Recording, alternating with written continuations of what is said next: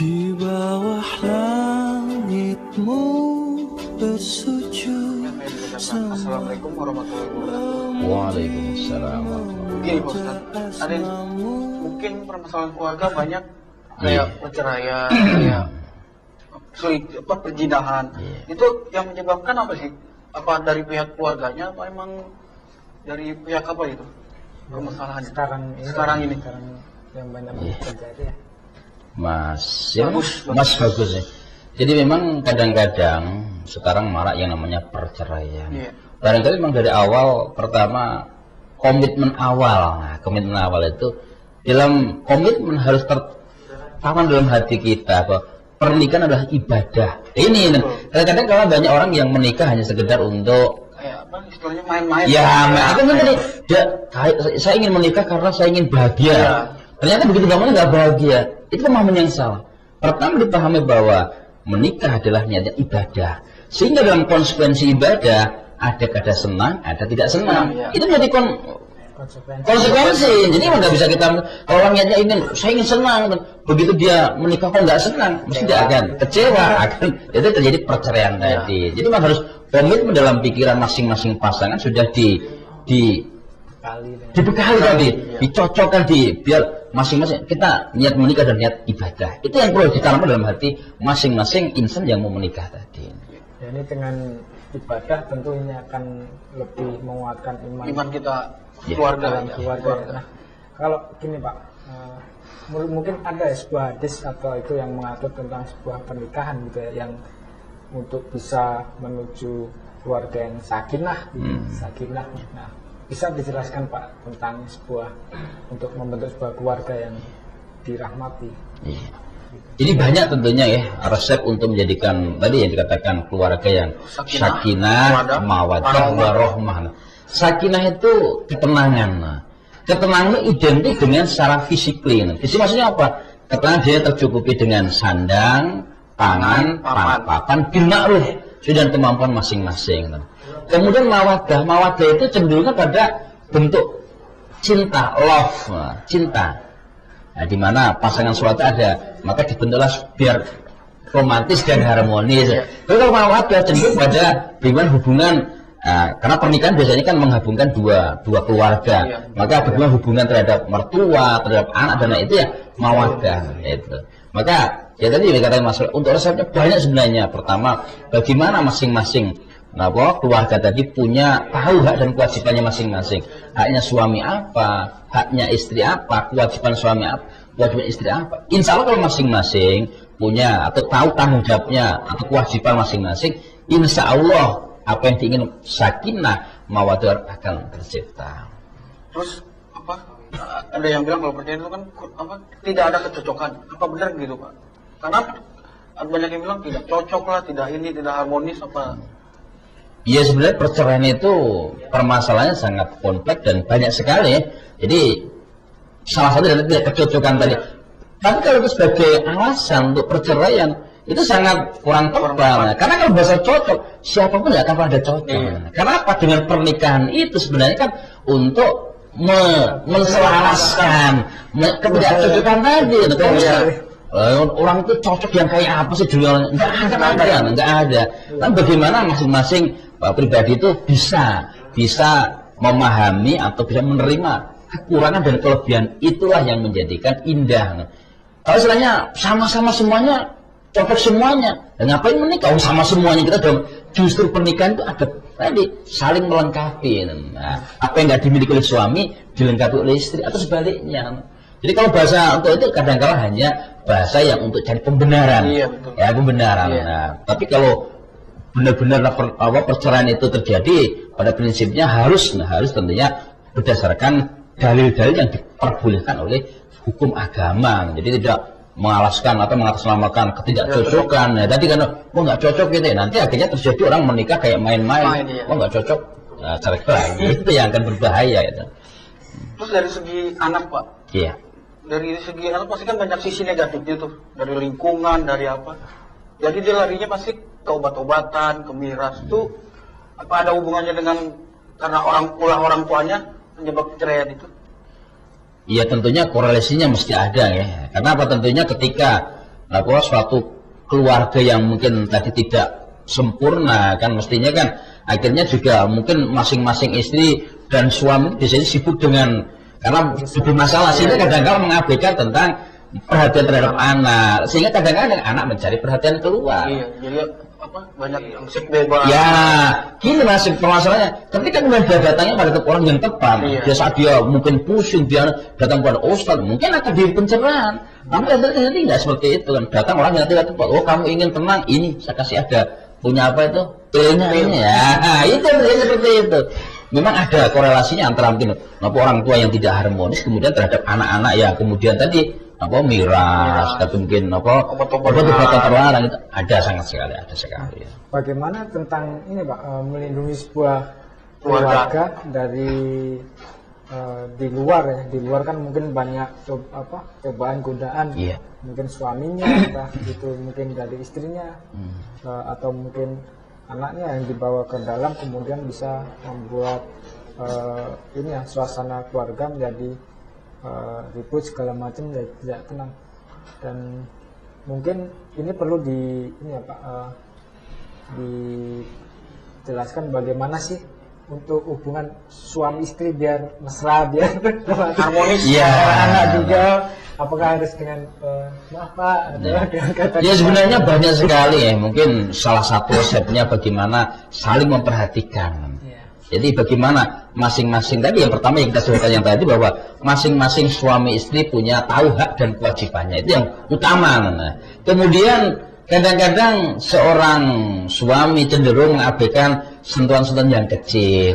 Kadang-kala mengucapkan terima kasih, mengucapkan I love you, kadang-kala merasa malu ya. Kadang-kala berjabat tangan si istri saat itu kadang-kala juga malu. Wow, kadang-kadang suami juga gitu. Wah, kita belum jadi pejabat ini ya.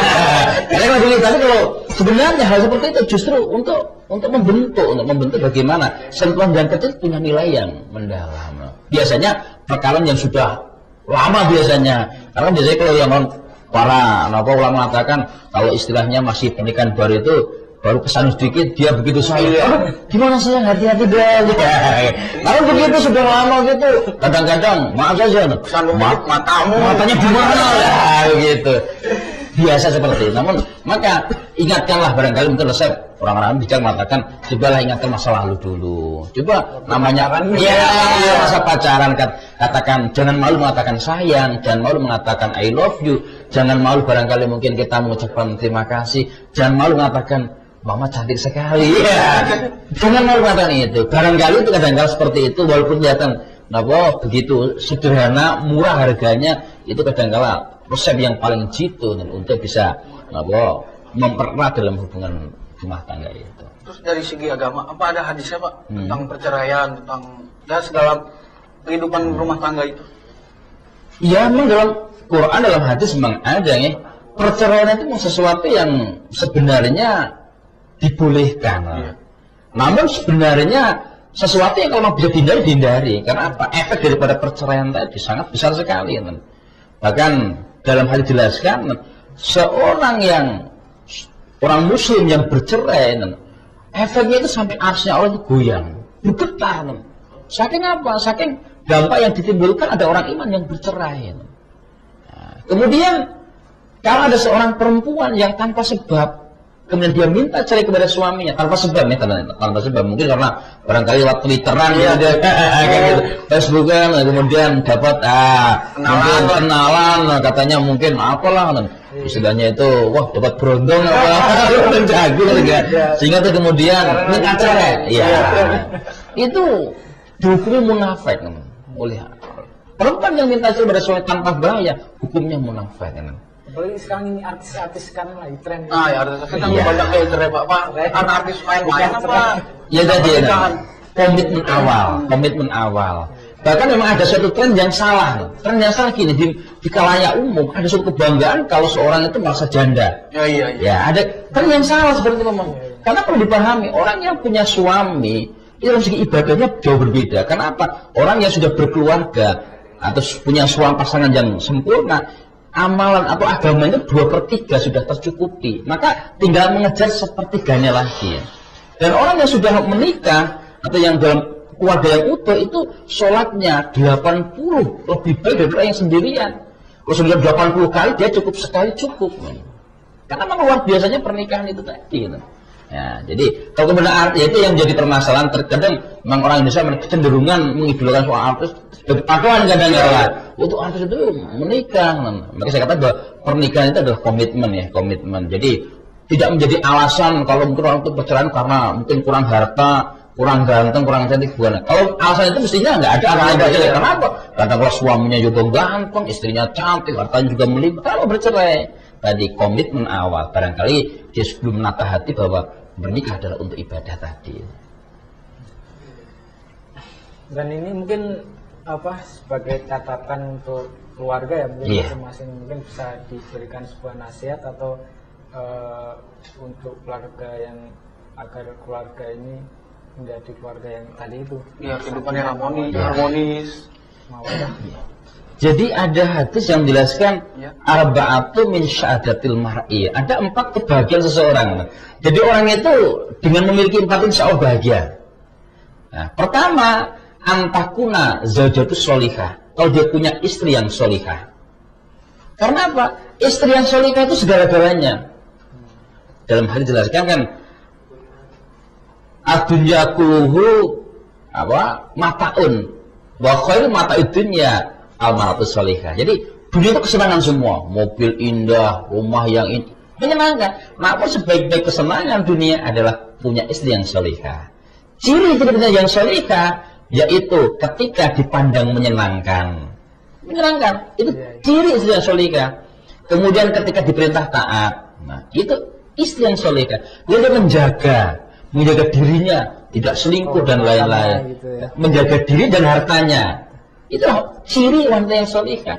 Kalau ada yang banyak orang itu kadang-kala cenderungan perempuan itu kalau lagi bulan muda gitu lah itu kadang-kala istri taat, menyenangkan, senyumnya renyah seperti kerupuk gitu. Kalau begitu sudah bulan tua begitu, wah mulianya aja udah kayak orang, kayak orang di belakang kadang-kala jadi permasalahan. Nah, kemudian yang kedua yang tadi punya anak yang soleh. Punya anak yang soleh-solehah, luar biasa. Tidak sedikit orang merana, menderita, sedih karena apa? Anaknya bermasalah. Harta melimpah, jabatan luar biasa, karir luar biasa. Namun anak bermasalah, dia stres. Kemudian teman bergaulnya orang-orang yang soleh. Dia punya teman orang yang soleh itu. Kemudian yang keempatnya, rezekinya di negara sendiri. Maksudnya apa dia sendiri itu? Ya dia bekerja pagi hari, pulang ketemu anak istri. Itu lebih baik daripada di luar negeri atau mungkin seorang pelaut mungkin berbulan-bulan, duitnya banyak, namun jarang ketemu, jarang pulang. Sehingga kontrol anak-anak tidak maksimal. Ini juga akan kurang membahagiakan. Maka termasuk tadi barangkali rezeki sedikit yang durasi itu yang lebih baik. Syukur-syukur di negeri sini gitu. Penting sekali ya. Anak solehah, istri solehah, punya teman orang yang baik, kemudian rezeki di negara sendiri luar biasa. Itu udah 4 kebahagiaan orang. Terus di kehidupan keluarga kan ada di kehidupan pernikahan kan ada masa pacaran. Terus kalau masalah tentang hubungan tanpa status itu gimana, Pak? Kan ada tuh istilahnya kan ATS lah apalah hubungan tanpa status. Ya tentunya dalam agama sangat melarang sekali ya. Sangat melarang sekali agama melarang namanya istilahnya hubungan tanpa status. Apal judulnya apa disebut dengan kumpul kebo, kumpul sapi, salmon eleven atau free sex, itu semuanya judul dalam agama tidak membolehkan. Tidak membolehkan. Maka apa? Makanya ketika kalian seorang pemuda kemudian mampu nikah, menikahlah. Kalau nggak mampu menikah, ya berpuasalah. Karena sehingga puasa bisa mengendalikan diri. Bukan kemudian tadi dia nggak mau menikah, namun senengnya tadi kumpul-kumpul. Ini yang itu tadi memang di dunia barat atau mungkin dunia yang memang dia juga pernikahan bukan sesuatu yang sakral. Banyak para mungkin atlet atau mungkin pesohor-pesohor dunia itu kadang-kadang dia cenderung mungkin kumpul-kumpul dulu kalau udah merasa cocok kemudian baru nikah. Ya kalau agama bolehkan, kita sih pengen juga seperti itu. Namun kan agama melarang, hukumnya haram, zina. Allah menegaskan, wala taqrabu zina kan dalam surat Al-Isra itu. Jangan mendekat saja nggak boleh kan. Tapi jangan dibalik, kadang-kadang juga itu orang-orang muda dipelintir. Nah, kalau mendekat nggak boleh, kalau melakukan boleh. Nah ini yang salah, seperti gambarannya. Contohnya kereta, jangan gendut kereta. Kalau naik kereta nggak apa-apa. Itu pemahaman yang salah. Kelihatan guyon, namun sebenarnya itu berbahaya. Berbahaya. Ini yang terjadi. Maka kadang-kala bahwa hal yang memang pengaruh bahwa globalisasi itu memang sangat luar biasa sekali ya tadi. Kita melihat itu kan artis itu juga kumpul-kumpul, hamil belum nikah, dan seakan menjadi pembenar. Dan yang lebih ironis lagi, di dalam tayangan televisi atau sinetron kita melihat orang dalam suatu acara atau dalam suatu cerita begitu, kemudian orang menikah hamil dua nikah, dia masa pede-pede aja. Ini menjadikan image yang luar biasa jeleknya. Kalau zaman dulu orang hamil dulu nikah aib yang luar biasa, sekarang kan tidak kan. Di TV maka ditayang bahkan cenderung wah, sehingga ini menjadi dicontoh ke anak-anak muda. Itu di TV berarti boleh. Nah ini yang sangat berbahaya sekali. Jangan sampai berzina gitu ya. Termasuk nanti mendekati juga boleh, apalagi zina gitu lah. Ya mungkin yang tadi yang telah disampaikan mungkin sebagai penutup untuk membentuk sebuah keluarga yang sakinah mawaddah warahmah, kita harus menjaga masing-masing dengan mendekatkan diri kepada agama, dan tentunya istri yang salehah dan anak salehah ini tentu sangat ini ya Pak ya, membantu untuk menjadikan keluarga yang sakinah mawaddah warahmah. Nah demikian pemirsa yang disampaikan oleh Pak Ustadz Pak Kusno, semoga bermanfaat bagi kita semua. Amin. Saya Pramilo dan Mas Bagus mengucapkan assalamualaikum warahmatullahi wabarakatuh. Waalaikumsalam warahmatullahi wabarakatuh. Di bawah langitmu bersujud, semua memuja asmamu dan bertasbih, semua makhluk pun tunduk berharap cinta dan kasihmu.